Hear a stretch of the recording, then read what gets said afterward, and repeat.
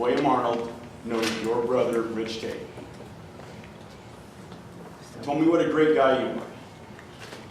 What I like of all the stuff you said is you're owning that you have not been doing enforcement as a city. I know enforcement because I've done it. I can speak on it because I've been there. I've been on the streets. I've been in places worse than the riverbed. And the fact of the matter is, that circuit court has nothing to do with not going after drug dealers. That has nothing to do with 290 registrants that sit by schools on park benches next to 4- and 5-year-olds while they play on the swings. There is no excuse for law enforcement not being present at our schools. For the children, my daughter, thank God, does not go to school in this district. Thank goodness. And this is how angry I am, because I played on that playground. And if I was in uniform, which I can't be because of an injury, I guarantee you daily I would be at those park benches next to Sunkist Elementary. Daily I would make sure those homeless feel that they're not welcome there. Daily I would be doing FIs, we call field interview cards. But this is what's not being done on the riverbed, Mr. Mayor and Councilman Fassel. I don't mean to be disrespectful, but I am here to tell all of you that we're not arguing, Councilman Fassel, about the children, the families that have been placed in homes. But I've watched. You know who's enforcing my neighborhood? Do you know who keeps my neighborhood safe? You're looking at it. You're looking at it. Because I get in the face of the homeless and just get out of the street. Honestly, the last time I saw an Anaheim police car go down my street, I can't even tell you the last time I saw one. But I can see him go down Sunkist. And my only complaint about that is, and all credit to Councilman Fassel, is now we're having the LED lighting put on Sycamore and Underhill. They've been complaining about a drug house on Underhill for I don't know how long. But the fact is, there was a lady, and I don't know if she's still here, that was in the meeting we had at Sunkist. She said I work for the district. She went and talked to her boss. I've been complaining about the homeless at the park benches for weeks. All of a sudden they're gone. I wonder what phone call that was made to. And what phone call got that done? Why can't it just be a parent that is concerned about those children and the fact that the police have not checked every single individual that's hanging out by the rocks? And I understand that people have kids who go to other schools, and you probably have the same thing going in the parks by your schools. I'm not just making this about Sunkist. But the fact is, if you don't have police officers on a daily basis on the riverbed, are you shocked that gang member from Missouri that has tattoos from head to toe, that is selling drugs and is taking advantage of these families that you're talking about and the city that tries to help? This is what the city needs: compassion and enforcement. All I see a lot of is compassion. And I sleep across the street from a house that I was abused at. As a child, don't talk to me about compassion. Don't talk to me about being a victim. Because I walked my child from Disneyland this past weekend, and we were walking down Harbor, and my daughter is death gripping my hand because she's afraid of the homeless people, that the police don't get off of the benches right by Disneyland, which just blows my mind because this city lives off of tourism. And don't talk to me about the police and all this kind of things. I was in Santa Monica, and I did it, everybody. Don't blame the police officers. This is a management issue. This is not the individual cops. They sit in roll call. They are told, this is what you will do tonight. This is what I want you to enforce. And if the mayor, and if they're not told, if those officers are not given the marching orders, don't expect them to march. I know we have military people in here, and I understand that there are military people in the riverbed. And God bless them for serving our country. And it's a travesty that the federal government doesn't do more for them. But where's the local VA? Why aren't they being transferred to the VA? Because no one's down there. You put a bus down. Not you. We have a bus down by Orangewood. Okay, that's fine. But they can't even put nurses down the riverbed to service the medical people.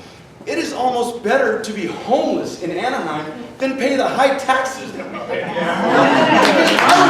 take care of myself, but if I'm homeless, everybody else takes care of me. And that is a ridiculous feeling. And this is the last point that I have. You currently have no city manager. So We there, do. We do. you don't have a hired city manager, is that correct? We do. You have a full-time city manager? Yes. Yes. Linda Handel. Full-time? Yes. She's not acting, she's the She's full-time. interim city manager. Interim. Who is the full-time? Yes, it is full-time. Sure. It is. Do you not have a, is it true that you don't have a city attorney? We have an active city attorney. And this is Anaheim that has the Ducks, that has the Angels, that has Disneyland, that has the convention center, and we have acting people in government. Sir. And that just blows my Sir, mind. okay. Thank you for your thoughts. Thank you.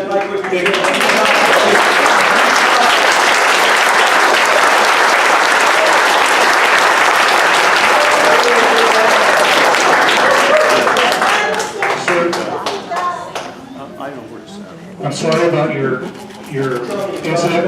Hey, sir, you know what? Hey, by the way, this is a meeting. This isn't a shout out thing. No, we have to respect everyone else. I'll call people, sir. No, and if you can't do that, then I'm going to ask you to leave. So let's all just. No, seriously, let's. I want to hear from everybody. Sir, hey, please.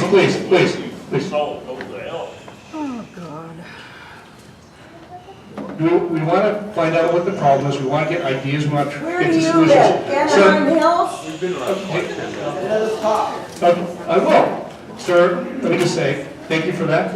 I think your frustration is felt throughout this room. Yeah. We have a chief. I believe he's a good man. This problem is in other cities, and not all their chiefs are bad. I don't know about you have in Santa Monica, certainly. Is your chief doing a good job? I don't know. She retired. Was she doing a good job? Chief Beck in Los Angeles? But, please. Wasting time. Yes, I'm responding to a criticism of our chief. I believe we have an excellent chief. Okay. Where's he at? All right. Mr. Mayor, Ma'am. may I ask a general question? Sure. May I ask a general question? Okay, I think every one of us here is interested not only in the compassion, but the enforcement. Do I get it? Yes. I'm not done. This is a multi-part question. And I've heard it at the last few meetings that I've attended. And believe me, every hour of my life is something to, and the mayor's life as well, has something to do with it. Of all of you, and there's more than 150 of you out this evening, how many of you, and I want to show of hands, how many of you have called in to APD some mischief? Yes. Okay, all right, very good. For those who have not, please do so. I'm gonna look at Lieutenant Friesen here right now. And Lieutenant, I believe I have heard that the crime statistics for District 5, or basically the area adjacent to the Santa Ana River, have barely budged. Is that correct? For reported crime, yes. Okay, for reported crime. So all of you out there realize that there's probably, and I just call it mischief, because I'm not an attorney. Coming from the chief? These crime statistics are created by the department, okay? Now, my question is, if the official statistics of our district, you're my neighbors, have not shown an apparent with quotation marks, apparent increase in crime, then are we not calling in what we see? That's true. That's my exact question. No, how do we know what we are calling for is getting reported or what is happening in our city? Exactly. Good question. And I don't have that answer for you. But I know the result right now is our crime statistics in District 5 are relatively flat. And all of you would not be here if you felt that this was the safest place in Anaheim to It live. doesn't do us any good to call and nobody shows up. You call anytime, nobody I will call them. The point I'm trying to make is you see it, report it. Because the cops go to where the noise is. They don't know that, right? Mr. Mayor, may I go? I called this when we first wrote it, then I'll call you, and then I'll call you at the end. Then I'll call you. All right. And then I'll call you.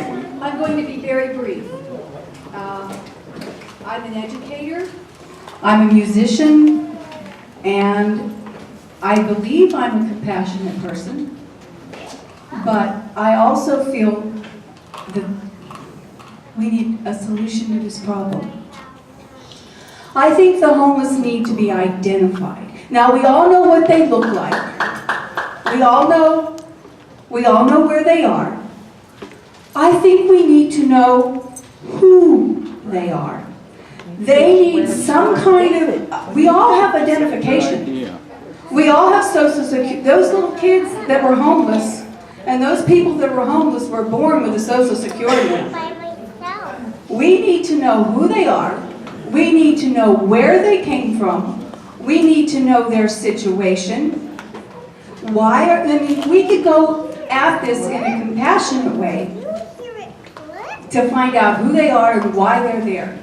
That's number one. Number two, I think the mayor, I'm not telling you how to do your job. Go ahead. But I did a little research because New York City had this problem in the 80s, and Mayor Giuliani commissioned with the police commissioner and enforced the laws of homelessness. I'm sure you know about that. We need to do the same thing. If you're loitering, they found a place for them. Part of the problem is the homeless people are happy where they are. I mean, they realize that, well, I'm here, and the federal government is allowing me the, Pay them each month to live on the street. and yes, so we need to, number one, identify them. Number two, if they're committing a crime, arrest them. If they're on drugs, let's find a way to get them out, because a lot of government agencies have released these people and they have no place to go. So from a compassionate standpoint, let's look at them. Find out what's wrong with them. Take care of them and get them out of that situation. Get them out of the riverbed. Seriously. No, very good. Let me respond to that. New York City, part of what they did was they vastly increased the number of police officers. They vastly increased the number of police officers. We don't have that. We don't have that ability. Why not? 50% of our budget is spent on the police department right now. 50%. Well, but you know what? Well, let me see our budget right now. Our budget right now? No, we don't have the ability. But I take that to heart. Maybe we need to. Maybe we need to figure out other sources of money. Maybe that is the answer. Thank you very much, sir. We can't hear you. We can't hear you. We like to hear you. All right. Sunday morning, I called Anaheim PD about a motorhome parked in Underhill between Normandy and Sunkist. It's been there for days. They sent an officer out. The people in the motorhome told them, hey, we're going to be leaving. Don't worry about it. We're cool. So they didn't mark tires. They didn't do anything. I talked to the officers that went out there. That motorhome is still sitting out there. I called on, I think it was Monday, Tuesday. They sent another officer out there. I called today. Today I'm told that, oh, wait a minute, hang on. This isn't a police department problem. It's a homeless problem. It goes to Sergeant Lozio. You have to talk to him. So here's this motorhome been sitting out there. They have trashed that street. The gutter is full of crap right now. Go get that. Directly en route to Sunkist. For a week, I've been told, hey, yeah, we're gonna take care of it. And before I go any further, and this isn't kissing anybody's ass or anything else, I'm the biggest supporter that you guys have. You have the nastiest job on the planet right now, and you don't get the credit for what you do.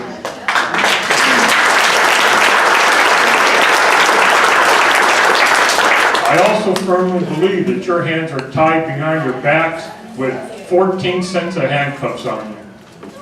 Because you're not being told to enforce the laws. So at any rate, that motorhome is still sitting out there for over a week. They didn't get ticketed on Monday, which is street sweeping day, because it was a holiday. So it still sits there. So it went from Anaheim PD to Sergeant Lozio, who all of a sudden is another department somewhere. Okay? So let's not talk about us not reporting things, because when we do report things, things don't get done. That's That's exactly the right. problem.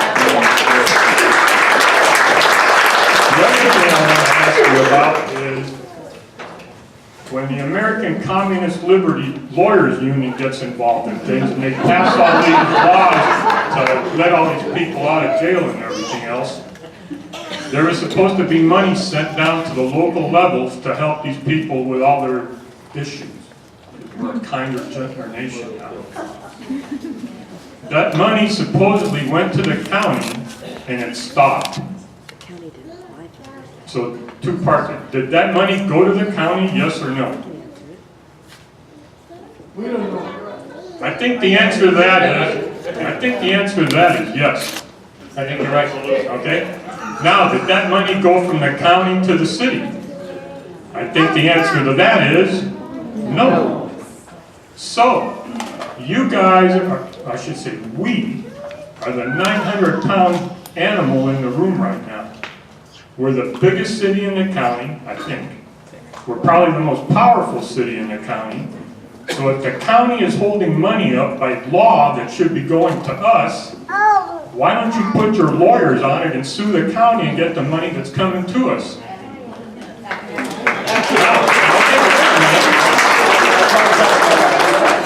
This question's coming to you from a retired outside technician. I'm not a rocket scientist, so if I can figure this out, why can't your lawyers figure this out?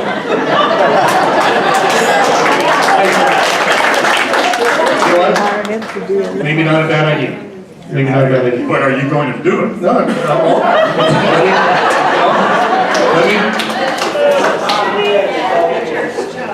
let me think about that. What's there to think about? The county owes you money, the money doesn't come in here, go get the money that is supposed to be ours. Well, the county is now starting to move, so we'll see how that works. All right. Hey, let's hey. Who is next? Down here at the end. Thank you. I'm not here to beat up on you gentlemen, and I appreciate what Sean and the gentleman said to him. I'll buy you guys a beer anytime. One thing I noticed on your slides was the Ninth Circuit, and it feels like, gee, we stopped. Well, 60% of their cases get overturned, yet I'm not hearing anything legally going, no one fighting against it. So, and again, dovetailing with what this gentleman, I don't know his name, what is the county attorneys doing? What are they doing to give the police officers the power to enforce law?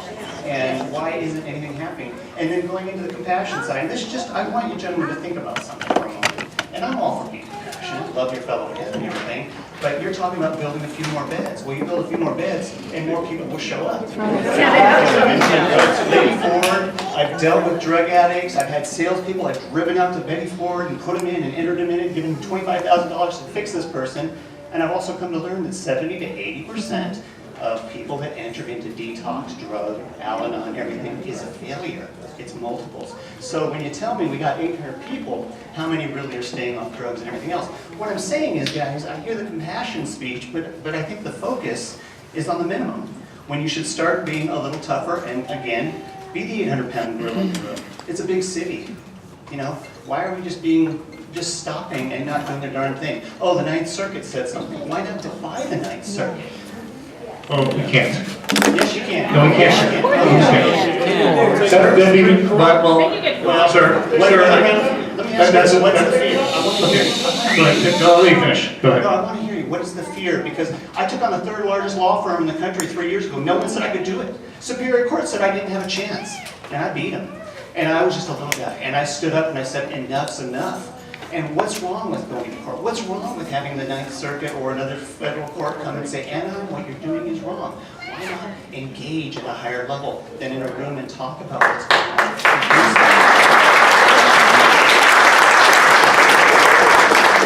Over here, on the end. Or enforce the laws they allow you to enforce. Thank you. My name is Rick Hofarth. I'm an Anaheim City resident for 50 years. I live off of Sycamore and State College, east of State College. And for the past 8 years, the homeless problem has gotten more and more and more involved over there. My fiance can't even walk around the corner to 7-Eleven without being molested verbally by these people. The intersection of State College and La Palma, it just messes with them. The intersection, everywhere there. That 7-Eleven, it's 2 or 3 years old, but they have just built in their little homestead there. My car was burglarized when I walked in there for 2 minutes. They burglarized it. It's changed a lot, and it's terrible. I have neighbors recently who had to build an 8-foot wall around their house to keep homeless people from encamping on their yard. And it is terrible.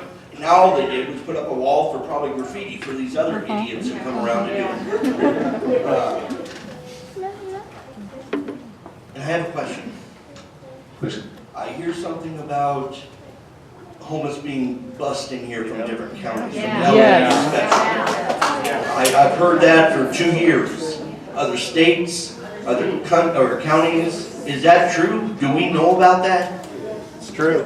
Firsthand. Let me ask our officer. And if it is true, we need to stop that right now. 80% of the people. Yes or no, Mayor? No. You know, I don't know.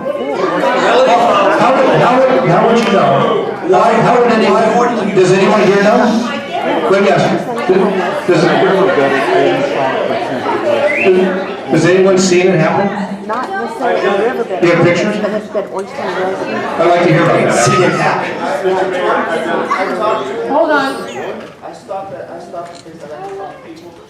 I've talked to them and talked to many of those young guys, those young people. They were busted for this Occupy Wall Street that happened a couple of years ago, and now they have nowhere else to go, so where they go is the riverbed.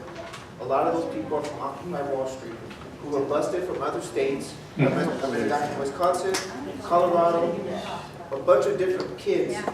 And I personally interviewed them. I don't have video, I didn't videotape or record them or anything, but this is an honest witness of what's going on now. They are busted. Maybe not directly to the riverbed, but to our Interesting. state. Yeah, thank you. Thank you. But I'm finding out and answering your question. So somebody here actually talked to somebody that was. Maybe you can look into that if you've got the time. Yeah, thank you. Sir, we're all trying to solve this. No, we're all trying to. But you've been the head of the city for 6 years. Yes. And you still say, I don't know. I don't know. Well, would you want me to say, sir, would you want me to say something that I didn't know? I want you to tell the truth. I did. I did tell the truth. I did tell, well, yes, I just did. I told the truth and I just got to the truth. No, you didn't. That gentleman just told me. Right over here. Okay, I'm gonna make this quick because I don't want to be, and you know, God bless you guys for what you do for the homeless, but from personal experience, one of his brothers is homeless, and as much as we give him, that's how much he wants. And you have a question? I have a question for you guys. How many of you guys have had something stolen from you by a homeless person? How many of you have had to clean up piss or shit from them or puke on their, how many of you had to clean up their needles, their trash, their everything? Thank you. And so something needs to be done, I'm sorry. You can make all the excuses you want, but when we're cleaning up your mess to make our city livable, there's something wrong, and that's all I'm gonna say.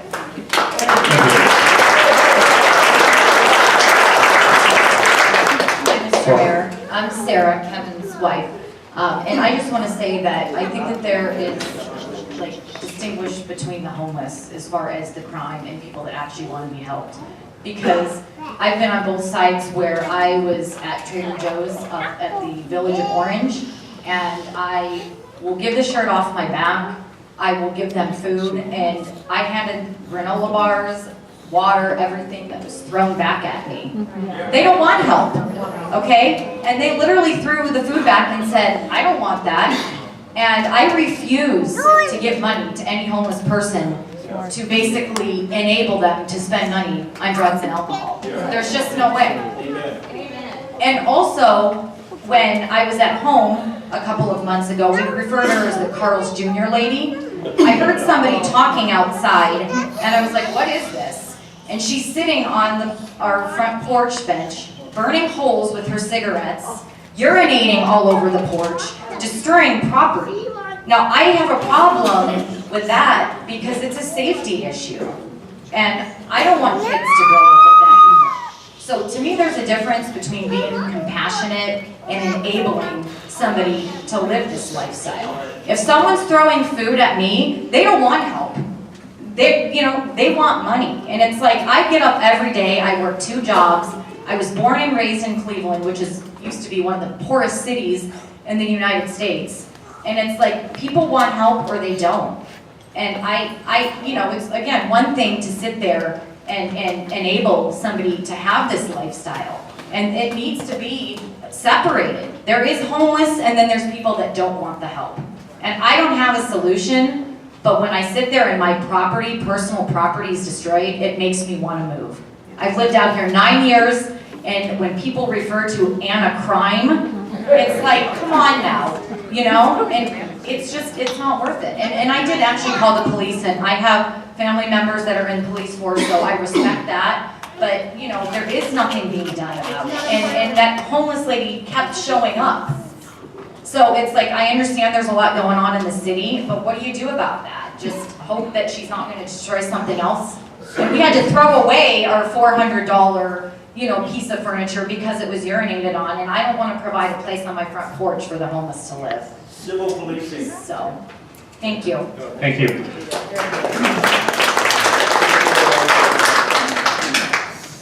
Ma'am.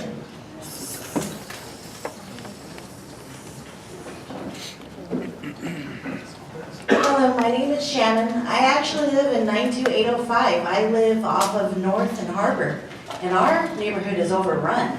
You guys are focusing on the riverbed, and you guys are trying to move them to our neighborhood. We don't want them either. My car's been broken into twice. Our house has been broken into. We had to put alarms, we had to put cameras, we had to raise our wall to 8 feet. Where are the police?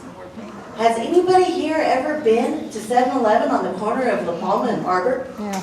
Has anybody ever been there? Because I don't think you have. Because it is 24/7 a homeless encampment. Okay? The kids, there's Gold's Academy, an elementary school that's right there. There's a daycare that's across the street that's one of the few affordable daycares in downtown Anaheim. Who's going to send their kids there? The homeless are encamped in front of a daycare. There's Horace Mann Elementary. How many kids go to Horace Mann Elementary that have to walk through a homeless encampment? They clean the homeless encampment every Thursday. What do the homeless people do?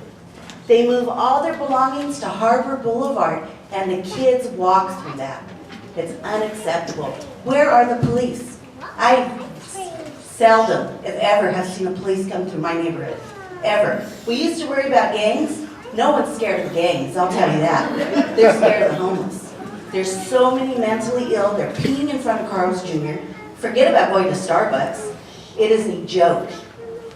People find out where we live and they're like, what? That's where you live? The houses in our neighborhood cost upward of $600,000. For what? Our neighborhood's overrun by the homeless, and all we're getting are slides for 2 years, since 2014. We're getting slides that are saying this program, we're having compassionate meetings. Our councilman for our area, Jose Moreno, he preaches compassion. Enough with the compassion. You know what, when one of these little kids gets picked up, the compassion's gonna go out the window. Somebody needs to do something and stop the homeless. It's out of control. Thank you. Thank you.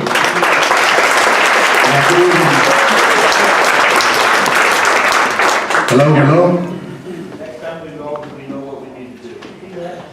Hello, my name is Mark Richard Daniels. I was born here in Anaheim, and I've lived my entire life on the West End, which used to be strawberry fields, orange groves. It was farm country still. And now it is much, what you can imagine. We have homeless on beach boulevards. We have homeless living on the flood channel. And here we are in the city of kindness, in a day that America is being made great again, I guess. And so we stop and think, we have to think beyond our own borders and our own boundaries. So it's not Orange's problem, it's not Anaheim's problem. It is a national tragedy. We have to reach out to the federal government, the very federal government that you rail against with the courts. We have to reach out to the federal government, and that's our Congress and our Senate have to step up. And this knows no boundaries. Now, I'll give you a personal example about homelessness. It was September 2014, and my sister had lived out on the street for, well, it had been like a year and a half, and she had gone through heroin and methadone, then alcoholism and the whole. So I get a call at 11:30 at night that your sister was brought into West Anaheim at the Orange Beach Boulevard Hospital. And I said, well, how is she? And the doctor said, I'm sorry, she's expired. So I had to go and claim her at the hospital and sign the papers for the coroner to take her. And it was my very sister that I grew up with there in West Anaheim when we used to have strawberries and orange groves. We used to go out and pick the orange groves just about 100 yards from where that hospital was. And here I'm claiming her body, and she was about 57 at the time, and she looked like she was 90 years old. She just was so just gone. And I gave her a kiss on the forehead, and I said, we'll see you again. And so this is a situation that we have to look at, and it's not us against them.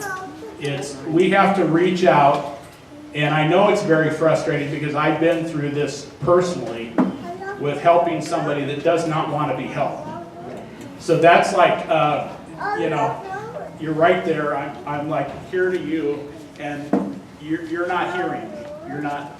Oh yeah, I'm gonna take care of that, and they don't follow through with it. You can grab.